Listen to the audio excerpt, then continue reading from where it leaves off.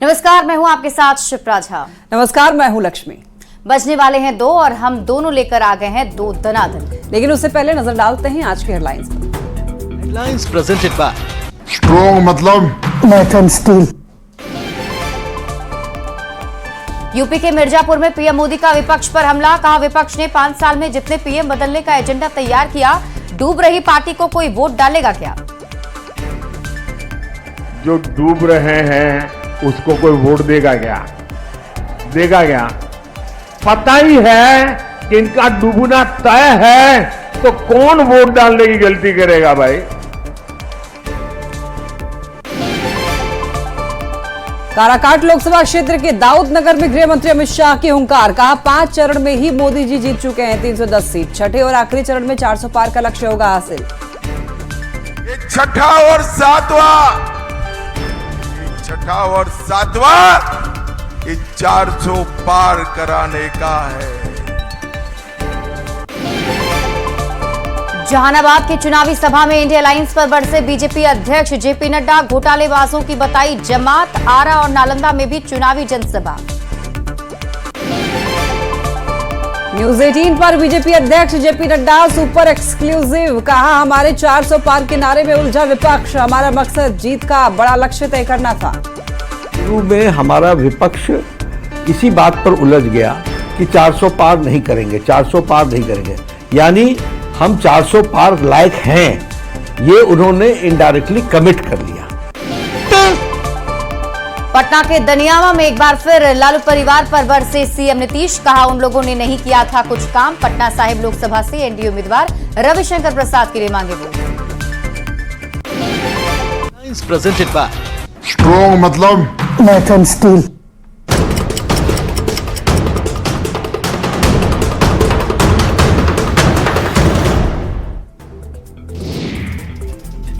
PM Modi ने उत्तर प्रदेश के मिर्जापुर में चुनावी सभा को संबोधित किया और बीजेपी उम्मीदवार के पक्ष में वोट की अपील की। पीएम मोदी ने इस दौरान विपक्ष पर हमला बोलते हुए कहा कि जो डूब रहे हैं उनको कोई वोट नहीं देता है। जिसकी सरकार बन रही है उसको वोट दें, वोट को बर्बाद नहीं करना है। इसके साथ ही पीएम मोदी ने इंडी गठबंधन को परिवारवादी बताया। डूब रहे हैं उसको कोई वोट देगा क्या? देगा क्या? पता ही है कि इनका डूबना तय है, तो कौन वोट डालने की गलती करेगा भाई? यूपी के मिर्जापुर में यूपी के सीएम योगी आदित्यनाथ ने चुनावी सभा को संबोधित किया। योगी आदित्यनाथ ने इस दौरान सपा पर हमला बोलते हुए कहा कि जिसने आपको बूंद बूंद पानी के लिए तरसाया, उसे जवाब देने का सही समय आया है। ऐसे लोगों को एक एक वोट के लिए जनता तरसाएगी।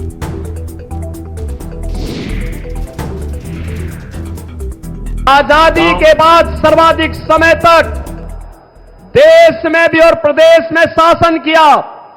जिन लोगों ने आपको एक एक बूंद पानी के लिए तरसाया था, जिन लोगों की नीतियों के कारण यह क्षेत्र नक्सलवाद की चपेट में आया था, जिन लोगों ने आपको विकास से वंचित किया था, यह सही समय है। और मोदी जी जो कहते हैं कि यही समय है, सही समय है, उनको अपने वोट के लिए तरसाइए।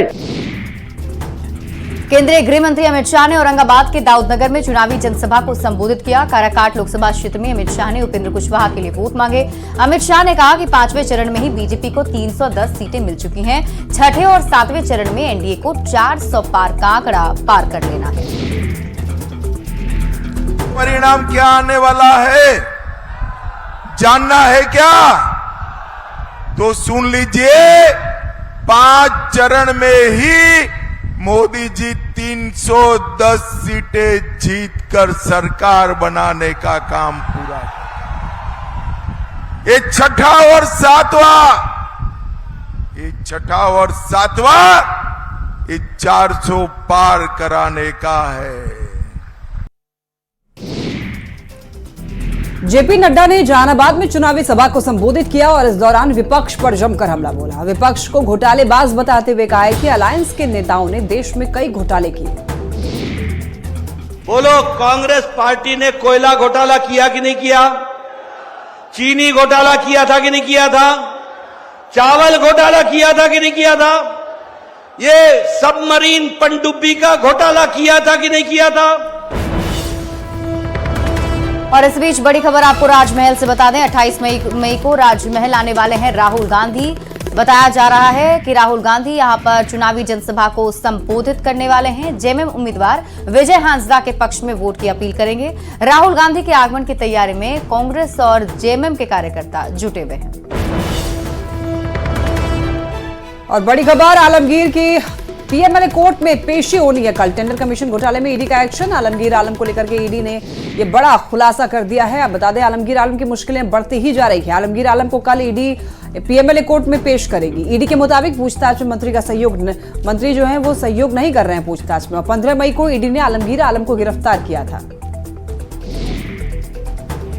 रिमांड के दौरान ईडी ने पूछताछ में कई बड़े खुलासे भी किए हैं, जिसके मुताबिक टेंडर से मिलने वाले कमीशन में आलमगीर आलम के पास भी हिस्सा जाता था। और इस मामले में ईडी ने आईएएस मनीष रंजन को भी दूसरा समन भेजा है और पूछताछ के लिए 28 मई को ईडी दफ्तर बुलाया है। आरा लोकसभा क्षेत्र से बीजेपी उम्मीदवार आरके सिंह का लोगों ने जोरदार स्वागत किया। दरअसल आरके सिंह काराकाट से पीएम मोदी की रैली में शामिल होकर लौट रहे थे। जैसे ही आरके सिंह लोकसभा क्षेत्र की तरफ बढ़े, लोगों ने उनका जोरदार स्वागत किया। आरके सिंह ने अपने गांव स्थित शिव मंदिर में मत्था टेका और लोगों से वोटिंग की अपील भी की। तेजस्वी के टन टनाटन टन तारा बीजेपी हो गई 9-2-11 गाने पर असम के सीएम हेमंत बिस्वा ने पलटवार करते हुए कहा कि 4 जून को चुनाव के परिणाम आने के बाद तेजस्वी यादव क्या करेंगे, इसलिए वो अभी से प्रैक्टिस कर रहे हैं और जो उनके और उनकी पार्टी के लिए अच्छा भी होगा। तो गाना प्रैक्टिस करना ठीक है, बिकॉज 4 जून का बाद तेजस्वी यादव को गाना गाने का बाद और क्या काम रहेगा, काम तो कुछ होगा नहीं, तो इसीलिए अभी से गाना प्रैक्टिस शुरू किया है। उनका सेहत के लिए भी अच्छा है, उनका पार्टी के लिए भी अच्छा है। गुजरात के राजकोट में टीआरपी गेम जोन में भीषण अग्निकांड में अब तक 32 लोगों की मौत हो गई है, जिसमें ज्यादातर बच्चे शामिल हैं। दरअसल वीकेंड होने के कारण कई परिवार अपने बच्चों के साथ टीआरपी गेम जोन में पहुंचे थे। इस दौरान अचानक आग लग गई थी और मौके पर अफरा तफरी मच गई। और आपको ये बता दें कि आग इतनी ज्यादा भीषण थी कि 5 किलोमीटर दूर तक धुएं का गुब्बार देखा गया। रात में आपको बता दें कि सरकार की तरफ से मृतकों के परिवारों को 4 लाख रुपए और घायलों को 50,000 रुपए मुआवजे का ऐलान किया गया। तो वहीं एसआईटी को अग्निकांड की जांच का जिम्मा भी सौंपा गया है। गुजरात के सभी गेम जोन को बंद करने के भी आदेश दिए गए हैं। और दिल्ली से आपको अगली खबर बता दें, जहां विवेक विहार स्थित एक शिशु केयर सेंटर में भीषण आग लग गई, जिसमें 7 मासूम बच्चों की झुलसकर मौत हो गई। 12 बच्चों का कल देर रात रेस्क्यू कराया जा सका था। उसमें से अस्पताल में इलाज के दौरान 7 बच्चों की मौत हुई। 5 बच्चे अभी अस्पताल में भर्ती हैं। 1 बच्चा वेंटिलेटर पर रखा हुआ है। और इस मामले पर दिल्ली फायर ब्रिगेड का कहना है कि उसे रात 11:32 पर कॉल आया, जिसके बाद मौके पर दमकल की 9 गाड़ियों को भेजा गया।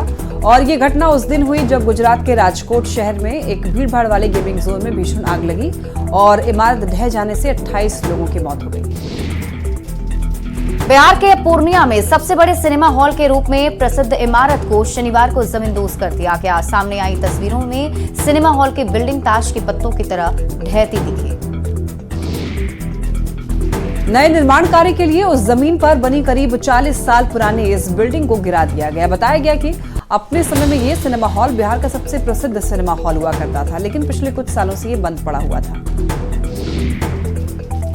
शाहजहांपुर में श्रद्धालुओं से भरी बस हादसे का शिकार हो गई। इस हादसे में 11 श्रद्धालुओं की मौत हो गई है और 11 लोग घायल हो गए हैं। बताया जा रहा है कि श्रद्धालु से भरी बस की मोरंग गिट्टी से भरे डंपर से टक्कर हो गई थी और इस हादसे के बाद डंपर बस के ऊपर पलट गया। प्राइवेट बस श्रद्धालुओं को लेकर सीतापुर से उत्तराखंड के पूर्णागिरी धाम जा रही थी। थाना खुटार क्षेत्र के लखीमपुर गोला रोड पर यह हादसा हुआ है। ये लोग ढाबे पर खाना खाने के लिए रुके हुए थे। पुलिस ने घायलों को शाहजहांपुर मेडिकल कॉलेज में भर्ती कराया है। हादसे की जानकारी मिलने पर मौके पर पहुंची पुलिस ने 3 घंटे से ज्यादा समय तक रेस्क्यू ऑपरेशन चलाकर सभी को बस से बाहर निकाला। शाहजहांपुर के डीएम और एसपी भी घटनास्थल पर पहुंचे। राष्ट्रपति द्रौपदी मुर्मू और सीएम योगी ने शाहजहांपुर हादसे पर दुख जताया है और मृतकों के परिजनों के प्रति संवेदना भी जताई है। सीएम योगी ने घायलों के उचित इलाज के निर्देश भी दिए हैं। खबर गिरिडीह से है, जहां कर्मा टुंगरी रेलवे गेट के पास बन रहे अंडरग्राउंड पुल के निर्माण के दौरान एक नाइट गार्ड की मौत हो गई। मृतक की पहचान स्थानीय निवासी कैलाश महतो के रूप में की गई है। और आपको बता दें कि मौत होने के 12 घंटे के बाद भी शव घटनास्थल पर ही रखा रहा। परिवार वालों का कहना है कि जब तक मुआवजा नहीं दिया जाएगा तब तक शव को नहीं उठाया जाएगा। मेरा भाई को रात नाइट ड्यूटी कर रहा था, वो साहब ने कोई चीज़ काट लिया और ठेकेदार अभी तक आ नहीं रहा है। और आपको झारखंड पुलिस और RPF रेलवे वाला वो लोग दबा दे रहा है कि इतना दिला रहे हैं उतना दिला रहे हैं, ठेकेदार आ ही नहीं रहा है। अभी तक क्या इसका अभी तक सोल्यूशन क्लियर नहीं हुआ है। तो अभी आप लोग का क्या मांग हो रहा है? हम लोग का 5 लाख, हम लोग बोले 15 मांग रहे थे, तब 5 में हम लोग डाले 5 से अभी कुछ बातें नहीं हो रहा है। पाकिस्तान में हुए एक सड़क हादसे में 11 लोगों की मौत हो गई और कई लोग घायल हो गए हैं। यह हादसा पाकिस्तान के कोट अदू जिले में हुआ है। यह हादसा तेज रफ्तार ट्रक और वैन में टक्कर की वजह से हुआ। कर्नाटक के दावणगेरे में पुलिस कस्टडी में एक व्यक्ति की मौत का आरोप लगाकर के लोगों ने जमकर हंगामा किया। थाने का घेराव करने पहुंचे लोगों ने पथराव भी किया और पुलिस की कई गाड़ियों में आग भी लगा दी। वहीं हालात को काबू करने के लिए पुलिस को लाठीचार्ज करना पड़ा। घटना में 11 पुलिस वाले घायल हो गए हैं। बीजेपी ने हिंसा का वीडियो शेयर कर कर्नाटक की कानून व्यवस्था पर सवाल उठाए। सीतामढ़ी में पुलिस की पिटाई करने के कारण एक बुजुर्ग की मौत का आरोप है। जानकारी के मुताबिक पुलिस शराब तलाशी के लिए बुजुर्ग के घर पहुंची थी, लेकिन घर में शराब नहीं मिलने पर गुस्साए थानाध्यक्ष ने बुजुर्ग की पिटाई शुरू कर दी, जिससे बुजुर्ग की मौके पर ही मौत हो गई। तो स्थानीय लोगों के आक्रोश को देखकर पुलिस मौके से भागने लगी। ग्रामीणों ने पुलिस का पीछा भी किया, जिससे पुलिस का वाहन भी दुर्घटनाग्रस्त हो गया।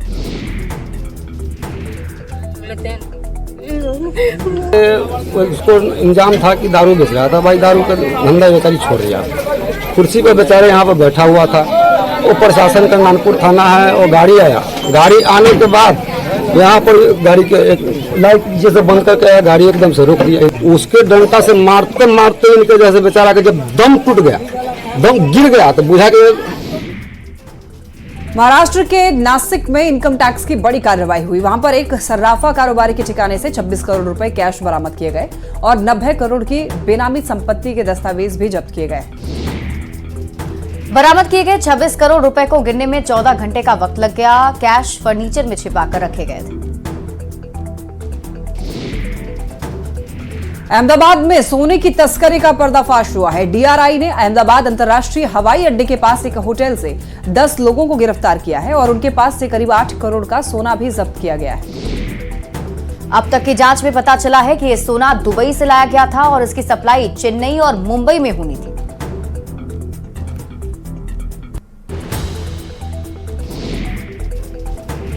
आज रात तक बंगाल की खाड़ी से शुरू हुआ रेमाल तूफान पश्चिम बंगाल के समुद्र तटों से टकरा सकता है। मौसम विभाग के मुताबिक इस दौरान 120 किलोमीटर की रफ्तार से हवाएं चल सकती हैं और तूफानी हवाओं की वजह से समंदर में 1.5 मीटर ऊंची लहरें भी उठ सकती हैं, जिसको लेकर कोस्ट गार्ड की टीम भी अलर्ट मोड पर है। रेस्क्यू टीमों के साथ ही कई जहाजों को भी अलर्ट मोड पर रखा गया है। मौसम विभाग ने कोलकाता, हावड़ा, नदिया और पूर्वी मेदिनीपुर जिलों के लिए ऑरेंज अलर्ट जारी किया है। कई जगहों पर उड़ानें रद्द कर दी गई हैं। मछुआरों को 27 मई तक बंगाल की खाड़ी में नहीं जाने की चेतावनी दी गई है। और यहां रुकने एक छोटे से ब्रेक के लिए जल्द लौटते हैं वापस।